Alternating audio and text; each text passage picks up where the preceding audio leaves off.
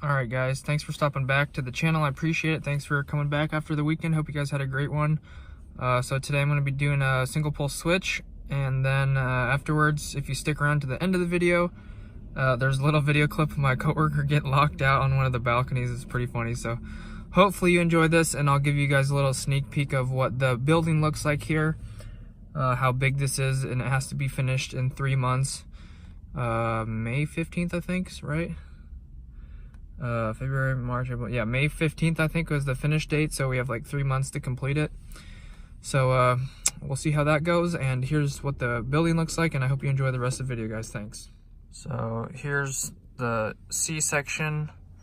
And then this is like the middle, the B section. And then over here is the A section. So it's a pretty big project, 4 stories. I think it's like 150 to 200 units. So pretty big project, and we're just starting over here on the A section, and then we're down on the 2nd floor about halfway, almost halfway, depending on how you look at it. So we still have to trim all the rest of this, all the rest of that. I don't even think that part's sheetrocked yet or whatever. So this is the finished area over here, and then they're starting to sheetrock and paint and stuff over here, I think. And then this is probably still not even sheetrock, so it's a ways out, but 3 months, it'll go fast. So hopefully this gives you an idea of what I've been working on. So hopefully you like that. And now onto the switch. All right, guys, I'm here in a closet. Well, it's like I guess it's a closet slash mechanical room. I think it's just a closet, but I'm trying to get you guys a good angle here. They're making a bunch of noise outside, and the switch I was going to do would have been really noisy video. And so hopefully this video turns out a lot better. I have the flashlight on. And the door's closed, but they're still making noise out there, so hopefully this will turn out. Hopefully this will turn out well. I just lost some wire nuts. So I got my switch here. Hopefully, I don't even know what hopefully you can see what I'm showing you. I got the switch here, and I got the strippers right here. This is 12 gauge wire, but someone already started messing with these. I'm gonna just cut them off and show you how to do it. So these have to be, since the wire is 12 gauge, it has to be on the side of the screws. This has a little bit of white paint here, or sheetrock or something, so I'm gonna scrape that off a little bit. So because this is 12 gauge, it won't fit in the back of the hole of the switch, so these have to be on the outside screws. And once again, you can use your drill and whatnot, but definitely tighten it afterwards, because unless you're using a little square bit, it's not going to be super tight. I like to crimp the grounds down a little bit just to make sure. See how it's spun? It's like not even tight at all. So I like to crimp the ground down so it's secure. And these are twisted to pair. So one of these wires is the power source, and the other wire goes up to the light. But I'll do a wiring video later, but I just wanted to explain that to you guys. And once again, I'm gonna crimp this a little bit just to get it around the screw. But you don't have to, as long as you're keeping pressure on it or something like this. Oh gosh. Start to scuff that a little bit.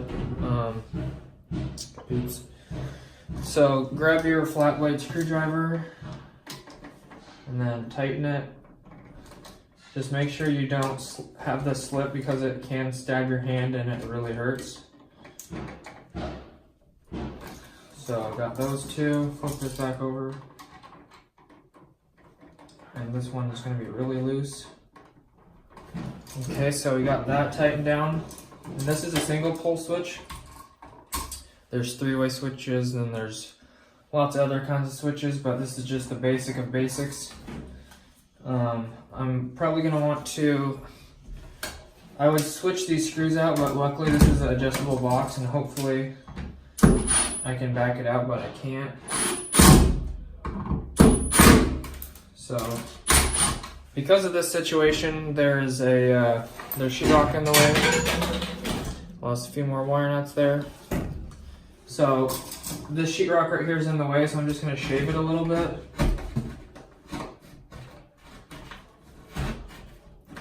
And this happens sometimes, depending on if you're using an adjustable box or just a regular box. So there's that. Hopefully this will back out a little bit now that I shaved it. So almost. Actually, it's kind of perfect there on the bottom. The top is a little bit crooked, but maybe I can shave that too. I can see the side is still crooked. I didn't plan on shaving this in the video, but getting a little bit extra content today. Okay, so that's a big one right there. That's gonna blow the wall out. You definitely don't want to blow the wall out because then it makes a big mess. And then they usually probably have to fix it. So make sure the hole is big enough for the box to come out before you back it out. Start to blow the wall out right there, or push the wall out. And that's how you want it. Not finished, but just enough to get the box out. And then you can go back in. The box is kind of crooked, so anyways, maybe I'll just throw one of these things on here to show you. Since it's at an angle, the top one's in there too far, so what I'm gonna do is fold this up real quick, and then I'm gonna slip this box extension on here, just because it's in there too far. But it's a pretty full box. You got a bunch of wire nuts in here, so you're gonna want to try to pull these out to get the box extension in there, like that. And then you can push the wire nut back in. I had to pull it out because it was in the way, since this is like 2 inches deep. And these screws are still long enough, so these will still work. If I can find the hole real quick. So that got that one.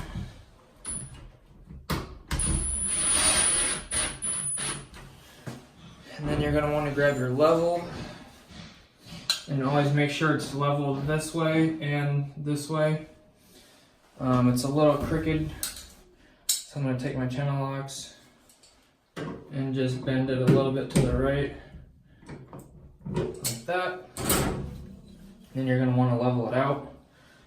So you just put it right there, so it needs to go a little bit to the right, a little bit back, a little bit back. So somewhere right in here.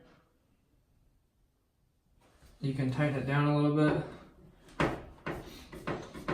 Kind of make it hand tight at first, and then right when you're done, you can tighten it down fully, so that way it doesn't move at all.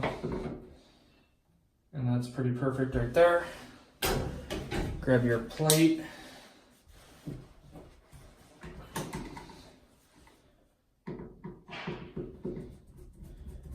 Sometimes it's tricky to find the screw holes, but looks like I got that one started already. Then you can kind of look behind it like that, get a little peek, find the hole if you need to. So if your switch is all the way tight, you can't really slide this around, but if you leave it a little bit loose, you can slide it straight, if you know what I mean. So if this isn't exactly perfect, if you don't tighten the switch down all the way, you can just kind of hit it and then it'll level it out. But if you tighten the switch down all the way, you can't really do that. So that's kind of one of the tricks you can kind of do. But I usually like to make stuff pretty tight. So there you see it's in the, pretty much in the, right there, perfect in the bubble. So it's good to go. Make sure your screws are up and down like this. And then like that. That looks pretty good. I can't really see it from this angle, but looks pretty decent. So there you go. There's your switch. on and off. There's no power here, so can't show you what it looks like, and I don't have a light installed, but that's how you install a single pole switch. Hope you guys enjoyed the video, and now for the grand finale, the video of my coworker getting locked outside. Good times. But if you enjoyed this video, give it a like. I'd appreciate it. So if you enjoyed the video, give it a like. I'd appreciate it, just for me taking the time out of my day to make the video. Just show some support with the like. Subscribe if you're new, or if you enjoyed the content. And I'll see you tomorrow. God bless. Have an awesome rest of your day. Peace out. Locked out, son. What's up? It's freaking locked. Oh my gosh.